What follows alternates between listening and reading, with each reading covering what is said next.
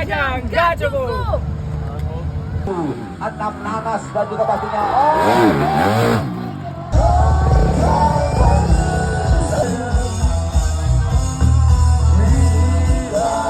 Yang penting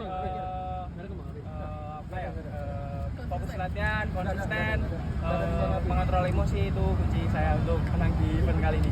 Oke, berarti see you di seri kedua Sidoarjo sudah ya. Ya. Oke, thank you dan target kalian semua itu berarti sudah berakhir seri 1 Semarang untuk sampai bertemu di Sidoarjo tanggal 12 dan 13 Juni.